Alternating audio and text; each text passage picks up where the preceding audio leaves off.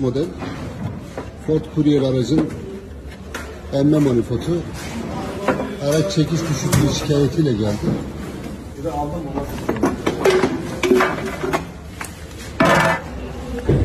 Araç sahipleri birçok ustaya gitmişler sorunu çözmek için. Ancak sorun çözülmedi. Şu anda emme manifoldunun temizliğini yapıyoruz.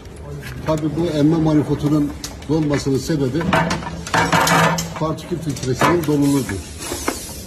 Partikül filtresi zamanında temizlenmiş olsa bu derece emme manifoldu dolmazdı. Aracımız Ford Courier. Emme manifoldunu buradan söktük.